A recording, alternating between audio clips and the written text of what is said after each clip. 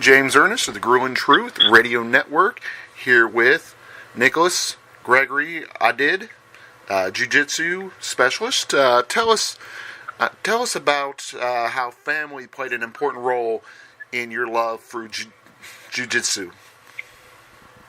Hi, James. Good to be on the show. My name is actually Nicolas Gregoriades with an S on the end. Sorry if I didn't make that clear. Oh, my bad. Sorry about that. No problem. And to answer your question about how family played a role, my father is a black belt in Shotokan karate, and ever since a very young age, just like every other boy, not every other boy, but most other boys, I really looked up to my father and basically worshipped him, and I just wanted to be like him.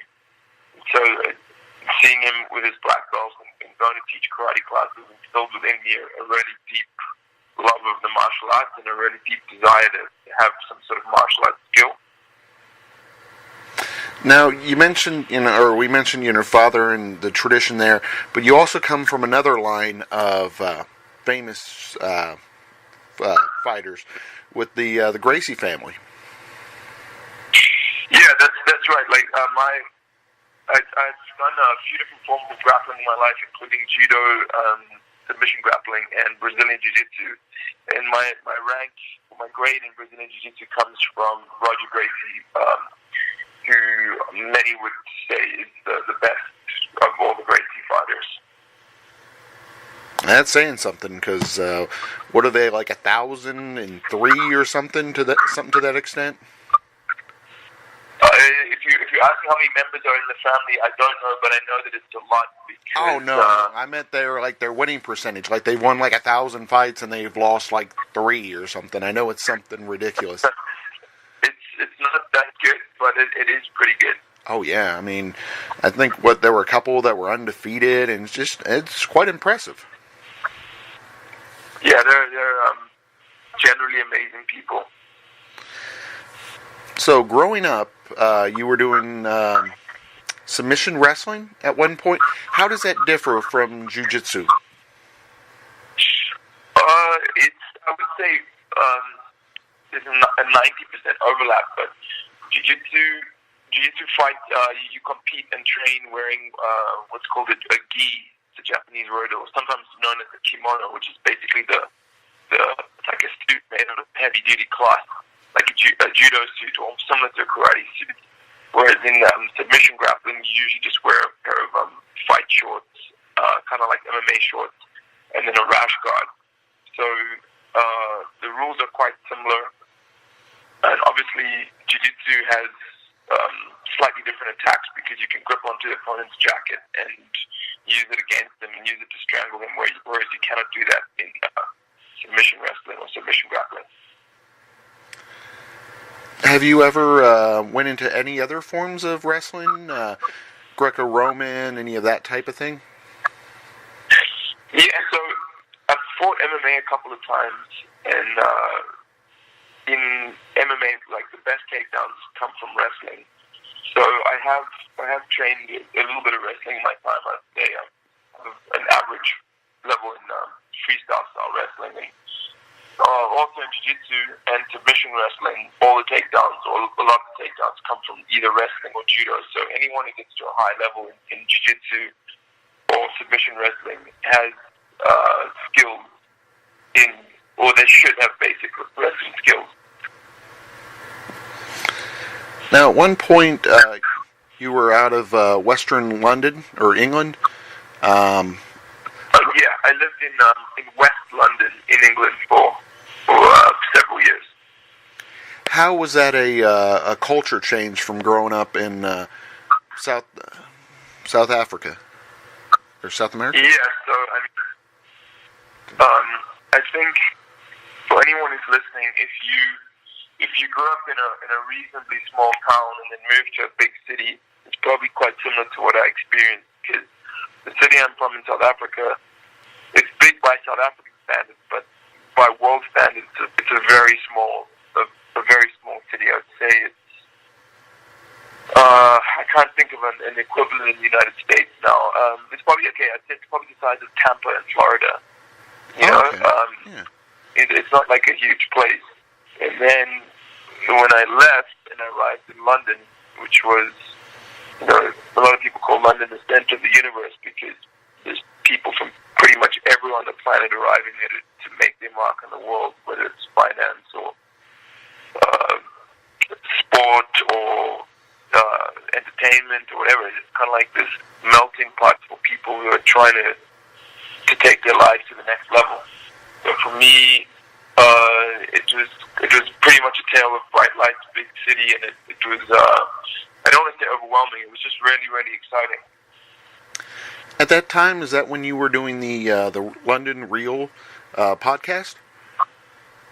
So London Real started about I'd say 6 or 7 years after I arrived in London. I began that with someone who was then a friend of mine at the time. So what was that show like? Was it? Did it focus on technique? Did it focus on the upcoming fights? What type of things did you focus on the show? Well, London Real was not actually a martial arts based podcast. It was more when I started it. My intention was to have it as a life experience show, kind of like the Joe Rogan experience, where we would just discuss all different aspects of the human experience. Neat. So we looked at things like, we did include some episodes on martial arts, and we interviewed my coach, Roger Gracie, and a couple of other UFC fighters, but mostly we were just looking at things that we found interesting, including the use of psychedelics, yoga, politics, you name it. If there was an interesting topic that humans had experienced, we wanted to talk about it. Wow, sounds very versatile and well-rounded. Yeah, it was a lot of fun. Especially in the beginning. How did that differ from your later work with Digital Communion?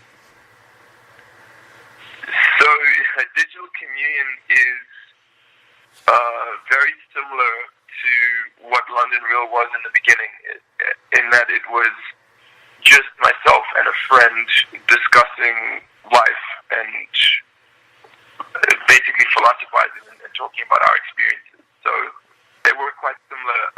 However, with Digital Communion, we didn't have guests on the show. It was just myself and my co-host discussing what was happening in our lives at the time.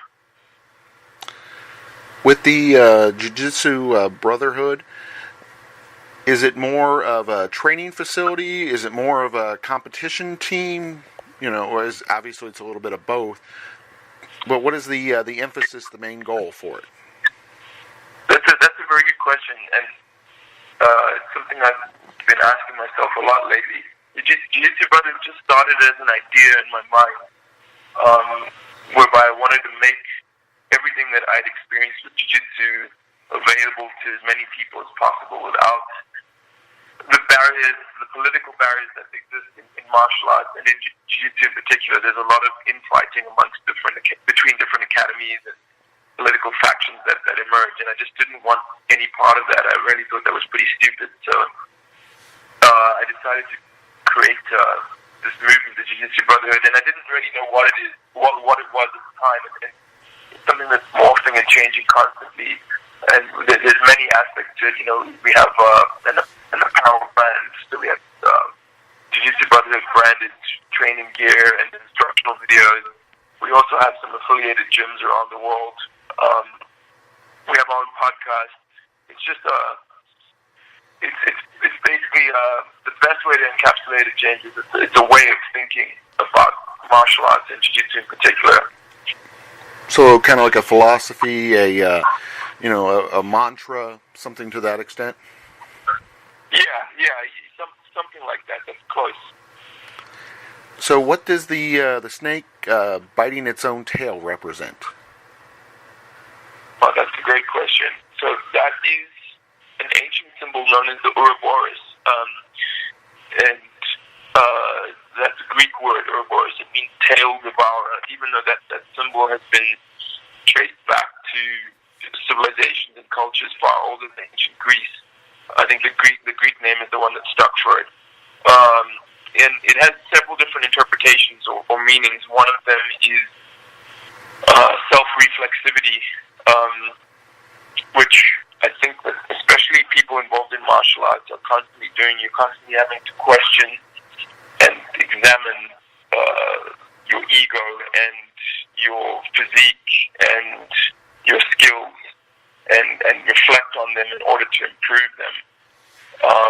And another interpretation of it is that it represents the circle of life, and that as the snake is devouring itself and destroying itself, it's also nourishing and recreating itself. And that's what's happening with humanity, is we're constantly going through this circle of life, this waxing and this waning, this life and death, or birth and death, and then rebirth. And so I always thought that it was a really powerful symbol, and it really spoke to me. The first time I saw it, I said to myself, I want to use that as the symbol for my life. And I actually got it tattooed on my arm at the time, before the Jiu-Jitsu Brotherhood even took shape. And then when I got the idea for the Jiu-Jitsu Brotherhood, I realized that was the best possible symbol for it. You mentioned that you have a line of clothing. Is it mostly for combat, or they're also street clothes, regular clothes, that kind of thing? So most of it's probably evenly spread 50-50, because we have a range that's for jiu-jitsu guys to wear in the academy or in the gym or while they're training. That includes rash guards and jiu-jitsu belts and jiu-jitsu gis and stuff like that. But we also have lifestyle clothing as well. So those would just be like t-shirts and hoodies and things like that people could, like jiu-jitsu guys who wear on the street, just to know that or just to show that they're representing. Nice. So it's got a wide variety of options. Sounds quite versatile. What inspired... I like it, though. Oh, sorry. Go ahead. No, I just said I like to think so. You said it sounds quite versatile, and I guess that's what I was going for, yeah. Oh, sorry. What inspired you to write the Beginner's Guide? So the Beginner's Guide is basically a very short free ebook that we put together to give away to get people more interested in my full-length books, which are the Black Belt Blueprint and Beyond the Black Belt. So I just wanted to give people a taste of what they could find in my longer books, and we put together Beginner's Guide, which has just some basic details and stuff on what to expect when you start training in jiu-jitsu. Excellent. And then you had the follow-up book, the jiu-jitsu, the Training Secrets, the 101 Tips. So jiu-jitsu Training Secrets is it's similar to the black book, to the Beginner's Guide. It's probably only like 100 pages long, and it's got a lot of valuable information. It's quite densely packed, but it's still just to get people interested in checking out the full books, Black Belt Blueprint and Beyond the Black Belt. Tell us a little bit about Beyond the Black Belt. What type of topics does it cover? So Beyond the Black Belt is the sequel to the Black Belt Blueprint. The Black Belt Blueprint was written about a year or two after I received my own black belt, and I wanted to basically create a manual for all my students and clients and condense all the wisdom I learned on the jiu-jitsu journey into that book, and then they could, reference it, and hopefully it would help them on their own journeys. And Beyond the Black Belt is the sequel to that. With Beyond the Black Belt, we took a slightly different approach, and it's, I'd say, more of a lifestyle book and more of a philosophical book, and it's just a collection of essays by myself and a few of my friends and training partners, just on the jiu-jitsu experience. So it's got a little bit more of a philosophical edge to it. Who are some of the people that contributed to the book? So my close friend Mark Barton, who's a doctor, high-level emergency room doctor, and he walked away from that career to focus on teaching jiu-jitsu. He contributes a lot of the content, which I'm very proud of, because he's a very knowledgeable individual, and his words have a lot of weight behind them, because not only is the jiu-jitsu black belt, but as I said, he's a qualified medical professional. So the topics that he contributed to in the book were related to medical issues that jiu-jitsu players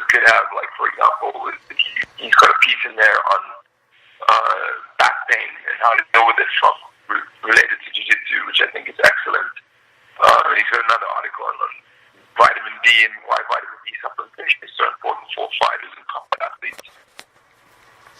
So it's kind of like a guide to, just how to do things the right way and how to progress in the sport. Yeah, Black Belt Blueprint is exactly what you said, and then Beyond the Black Belt does have elements of that, but it's also got essays on. One of the essays is called "Why I Do Jiu-Jitsu," and it's just a philosophical look at why, even after all these years, even after my body's beat up and I don't compete anymore, why I still train in jiu-jitsu and what it means to me on a spiritual level. So a deeper meaning, more of an insight to, reasons why people compete, and just to see if it, makes more sense for them to understand. Exactly. Yeah, nice. Yeah, exactly. Yeah. And then you have some DVDs out there, the Beyond Technique 2. So I'm assuming, I don't want to assume too much, but I'm assuming there was a Beyond the Technique. Yes. So just to make it clear, James, that we don't sell anything on actual disc anymore, because my reasoning behind that is for environmental concerns. I don't think there's any reason for people to own a bunch of plastic discs anymore. So all of our content is available as digital downloads, just like you buy from the iTunes store. And Beyond Technique is, in Jiu-Jitsu, for a long time, a large part of the learning was just based on learning specific moves or memorizing specific moves. And there was a movement that started several years ago towards conceptual or principle-based learning. So instead of just teaching the person a formula whereby you say, okay, to accomplish this objective, you put your foot here, and then you grab this part of the jacket, and then you squeeze your knee or whatever it is. We would try to teach people the concept that to help them understand why that specific move would work. And then it's kind of like something along the lines of, if you give a man a fish, you feed him for a day, but if you teach him how to fish, you feed him for a lifetime. Mm-hmm. And so we wanted to continue the analogy, we wanted to teach them how to fish. And we wanted to take them beyond technique. So that's why the series is called Beyond Technique. So it sounds like it's a little bit more improvisational, more going with the flow, or more being able to, like adjust on the fly kind of thing. Exactly. You took the words out of my mouth. In your team, the Brotherhood, are there any people that we don't know of yet that, we should know their name because they're going to be huge in the future, or, you're going to be up there in the future? That's a great question. There's a few kids that I've got my eye on in different academies around the U.S. in particular, and some in the UK who are definitely showing promise. I'm not going to put any undue pressure on them by saying their name, because they haven't quite broken out yet. But there's definitely some exciting talents on the horizon. I'm looking forward to seeing what they can do in the future. Obviously the Gracies, your father, huge influences on you.